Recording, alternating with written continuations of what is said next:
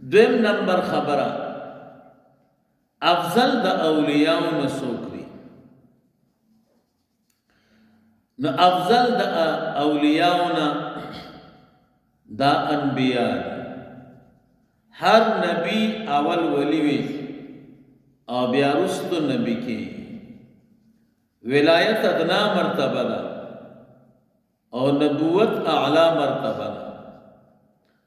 ادنا مرتبه په اعلی کې داخل ہے. نو انبیاء کرام په اتفاق د علماء دا افضل دی د اولیاء. ځکه انبیاء اولیاء هم دی او انبیاء هم. نو افضل د اولیاء و انبیاء. بیا انبیاء ادنا مرتبه ده. د دین یو اعلی مرتبه مشتا غیت رسول وای. بیا د انبیاء نه د ټولو نه افضل چي دي هغه رسولان دي. رسالت اعلی مرتبه ده او نبوت ادنا مرتبه ده. ولایت بیا د اغین ادنا ده. نو د انبیاء نبیا اعلی چی دی دا بیا رسولان دی. رسول کے دری مرتبی وی. ولایتم پکی وی، نبوتم پکی وی، رسالتم پکی وی. نو افضل د انبیاء و رسولان دی. بیا پر رسولانو کې د ټولو نه افضل دا اولو العزم دی. اولو العزم رسولان اغا پینزه رسولان دی. یو حضرت نوح علیہ السلام، دویم حضرت ابراہیم علیہ السلام، دریم حضرت موسیٰ علیہ السلام، سلورم حضرت عیسیٰ علیہ السلام، پینزم محمد الرسول اللہ صلی اللہ علیہ وسلم. دیتا اولو العزم ولوائی. عزم بخیرہ دیتا وائی او کلق قصد وائی. پدی طول انبیاء بانی دیر سختی تیری شمی دی. پا تبلیغ کے دا قوم دلاسا ورطا دیر تکلیفون ور رسیدلی. خو بیا څومره تکلیفونه چې دی پینزو ته رسیدلی دي دومره باقی انبیاء ته نه دي. خو دوی خپل عزم او اراده او قصد نه دی پرېښی.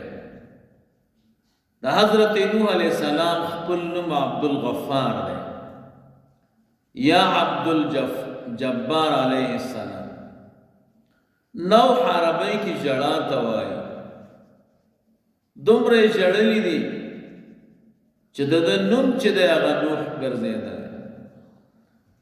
کله الله تعالی ته د یو انسان عمل ډیر محبوب شي نو د خلکو انسانانو په منځ کې په عمل باندې مشهور کی. لکه حضرت نوح علیہ السلام د دومره وژړل الله تعالی ته د ژړا دومره محبوب شوه چې د نوم چاته نه ورځي. کم علماء ته ورځي هغه ژړا نوم د نوم په ژړا باندې مشهور کړ. نو نوح علیہ السلام واقعات او تاریخ چې مونږ او تاسو وایو ډېر تکلیفونه 9.5 کاله خپل قوم ته تبلیغ کړی دی او داسې تبلیغ چې سار به خلکو په تیږو باندې ویشته او تیږو کې به پټ کا. ماښام به جبریل علیہ السلام د تیږو نه راپورته کا دم به پې وکړ. الله به ورته صحت ورکړ. به وفرمایل جبریل زما به سبا څه کاري؟ ستا به سبا دا کاري چې سبا ماښام به یې د دې تیږو نه راپورته کړم. داسې تکلیفونه تیر کړم لیکن اللہ تعالی ورته داسې عزم ورکړی او داسې قصد چې یو شیم دی د خپل اراده او د قصد نه واپس نه کړ. دا په اولو العزم کې شمار شو. داسې ابراهیم علیہ السلام د نمرود مقابله جدا، بیا د خپلو بچیو ته او د خپلو بیبي پرې خودل، دا یو ډېر لوی امتحان. بیا خپل کلی او وطن پرې خودل ډېر لوی امتحانات. واقعا بیانول خو موږ او تاسو ته اسانه وي، لیکن په هغې عمل ډېر ګران کار. داسې موسی علیه السلام د فرعون مقابله، د فرعون نه سختی برداشت کول، بیا د خپل قوم جفاګانې، ډېر لوی تاریخ دی، لیکن د خپل عزم نه دی پرېښی. داسې عیسی علیه السلام تر دې پورې چې یهودیانو شهید کاو، خو الله تعالی پورته کړی دی دویم اسمان کې، اوس هم حیات دی. مهدی علیہ السلام نه بعد به ځمکې ته راکوزېږي او 40 کاله به حکومت کوي او بیا به وفات کېږي. د دې دومره سختۍ باوجود خپل عزم او ارادې او قصد کې فرق نه دی راوستی. داسې رسول الله مبارک صلی الله علیه وسلم د اهل مکه نه تکلیفونه او سختۍ او دردونه او د دوی هغه جفاګانې، موږ او تاسو چې تاریخ وګورو د رسول الله مبارک صلی الله علیه وسلم د هجرت نه مخکې، نو ډېره عجیبه د 14 کاله، دا ډېر عمر دی. دا رسول الله مبارک مکه مکرمه کې ډېرې سختیانو سره وخت تېر کړی دی، لیکن نبی علیہ الصلوۃ والسلام د داسې کلکې ارادې او د عزم خاوندو چې د یو شي د په عزم کې او په اراده کې فرق رانهوست، بلکې دومره پخه پوخ عزم یو. علما وایي چې په اولو العزم کې د ټولو نه افضل دا محمد رسول الله صلی الله علیه وسلم دی. په اولو العزم رسولانو کې د ټولو نه اوله مرتبه ده، نو دا اولو العزم رسولانو کې رسول الله مبارک. بیا د رسول الله مبارک صلی الله علیه وسلم نه بعد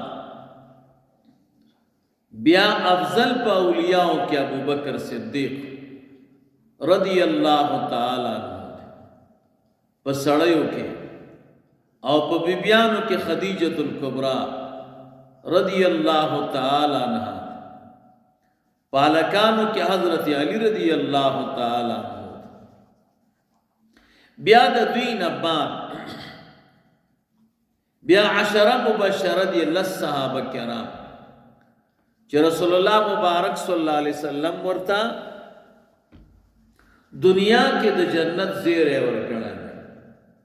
بیا پاغوی کې د ټولو نه افضل دا خلفای 4 دي، ابو بکر صدیق رضی اللہ تعالی عنہ، عمر فاروق رضی اللہ تعالی عنہ، عثمان غنی رضی اللہ تعالی عنہ، او حضرت علی کرم اللہ وجہ. دلته بدلته یو نقطه ووایه، هغه دا ده چې د ټولو صحابه کرامو سره رضی الله تعالی عنہ ویلی کېږي، او د حضرت علی رضی الله تعالی عنہ سره کرم الله وجهه ویلی کېږي. د دې وجه څه ده؟ د دې وجه دا ده چې د حضرت علی رضی الله تعالی عنہ سره د ده سره په زمانه کې دشمنان و هغې ته خوارج وي. کله به چې د حضرت علی رضی الله تعالی عنہ نوم ذکر شو، هغوی به وي سود الله وجهه، الله دې ورته مختور کی، العیاذ بالله. بس چې صحابه کرام مؤمنان خبر شو، یو بل ته وی چې د حضرت علی صاحب نوم یادېږي، من به کرم الله وجهه وایي، نو ځکه د نوم سره کرم الله وجهه ذکر کی. د 10 مبشرو نه بعد د علماء مختلف اقوال دي، مختلف اقوال چې څوک افضل دي. نو یو قول به درته ووایم، د 10 مبشرو نه بعد بیا په فضیلت کې د اصحاب البدر دي هغه 314 صحابه کرام چې کم په بدر کې شریک شوي دي دا غوی فضیلت بیا د ټولو نه اعلی ځکه الله تعالی غوی ته دنیا کې د جنت اعلان کړ او دوی ته تمام ګناهونه معاف کړي دا غي وجه دا و چې دوی د جنگ د پاره وتلی نه دوی د ابو سفیان قافلې د پاره وتلی اخو لګ نفر پکیو هغه سره جنگ آسان خو دوی په یو خطرناک جنگ باندې واوړل دا ابو جهل قافلې سره مخامخ شو لیکن دا سے دا عزم خاوندانو دا صحابه کرام اگر کلخ کاری دو و عزم ډیر مضبوطو او دا کلکو کافرانو سره مقابله وکړه او یې پکې مردار کړه او یې ژوندی راوستل غنیمتونه تی راوستا نو دوی ته الله تعالی اعلان وکړه چې زه د دوی نه خوشاله او د دوی تمام بدای ما پنه کوي باندې بدلې نو اصحاب البدر صحابه کرام دا بیا ټورونه افضل دي د دین وروسته بیا صحابه کرام دوه ډلې دي یو ته مهاجرین وای دویم ته انصار وای مهاجرین بیا د انصارونه افضل دي دا غي وجه دا چې مهاجرین خپل وطن او خپل کله او بچی دا پریخي دی او بیبیانه د دې باوجود د رسول الله مبارک صلی الله علیه وسلم سره د دین په دفاع کې کلک ولاړو نو کم کار چې انصار وکاو دا مهاجرین هم کړه ده خو مهاجرین وطن او کلم پریخه ده نو افضل مرتبه بیا د مهاجرین بیا مرتبه د انصار ده انصار چې دي نو بیا دا درې ډلې دي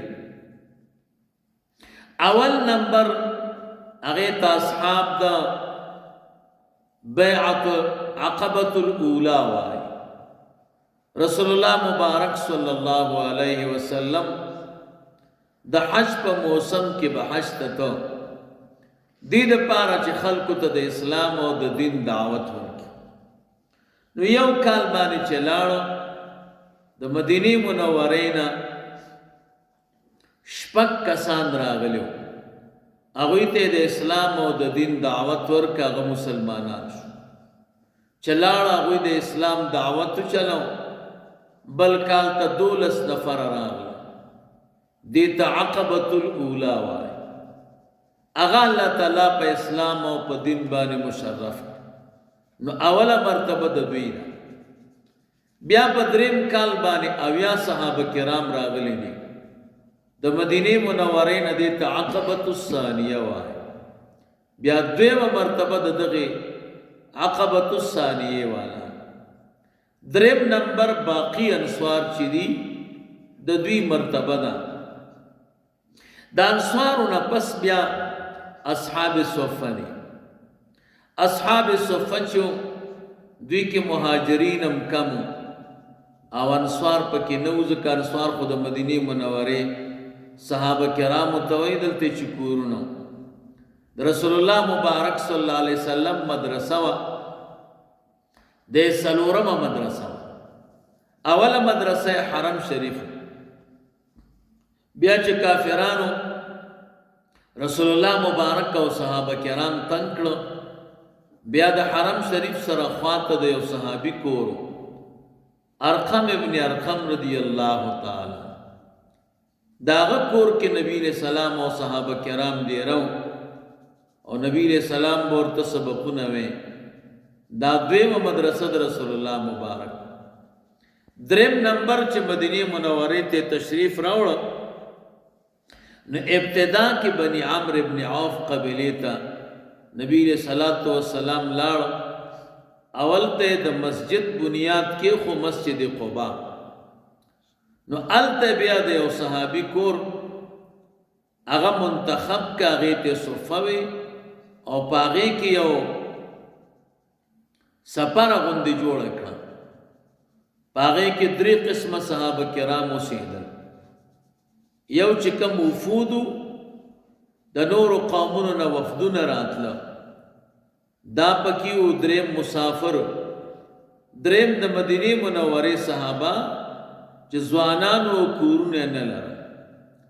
بیا چې رسول الله مبارک صلی الله علیه وسلم دغه بنو نجار قبیلې ته راغی، دا د رسول الله مبارک صلی الله علیه وسلم ماماګان، ځکه د نبی علیہ السلام نیکه مبارک عبدالمطلب صاحب د دې ځای نه واده کړه، نو دا د نبی علیہ السلام ماماګان کېدل.